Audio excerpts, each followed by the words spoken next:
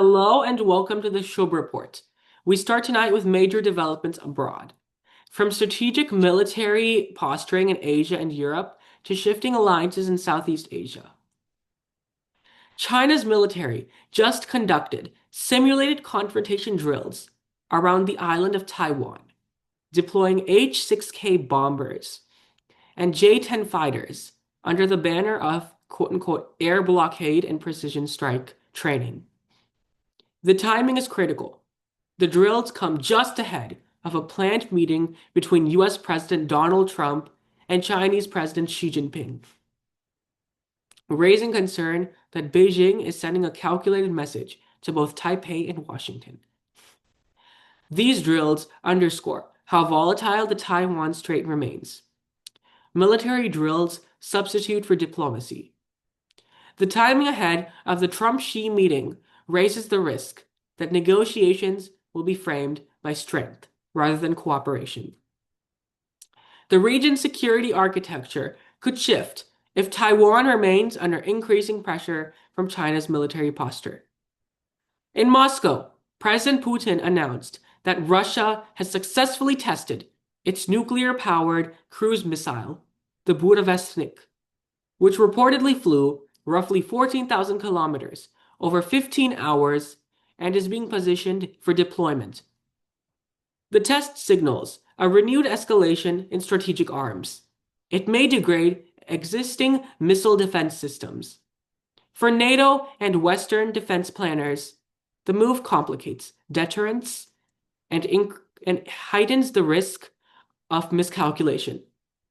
Coming amid the war in Ukraine and stalled arms control talks, it raises the specter of increased global instability.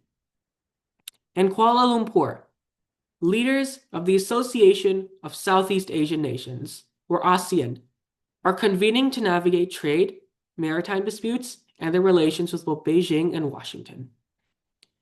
The region is becoming the crossroads of global supply chains and geopolitical tension. Decisions made here will influence not only regional peace, but also global economic and security dynamics. ASEAN's balancing act between superpowers may set the tone for the Indo-Pacific for years to come.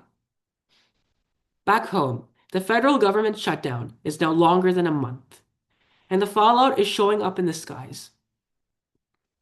Major US airports, including Newark, Boston, Los Angeles, have issued ground delays and outright ground stops as staffing shortages among air traffic controllers mount. The disruption is reaching critical infrastructure. Air travel is a backbone of the economy and personal mobility. Delays cost passengers time and dollars, and they ripple into business, tourism, and logistics. As frustration grows, political pressure to resolve the shutdown intensifies. The Federal Aviation Administration, or the FAA, says it is seeing triggers for controller shortages, 22 in one weekend alone, and warns of compounding delays if the shutdown persists. It's a caution that what's happening now may be just the beginning. The longer the shutdown drags on, the more likely the damage spreads from inconvenience to safety and economic risk. The issue may serve as a flashpoint, prompting bipartisan action. Around 13,000 air traffic controllers and about 50,000 TSA agents are working without pay, facing mounting financial pressure and fatigue. The human cost of political standoff becomes visible here. Workers essential to our national security are bearing the burden. If staffing and morale deteriorate, the system's reliability could suffer long after negotiations conclude. Voters and policymakers see the tangible consequences of government gridlock, which may shift public opinion and policy urgency.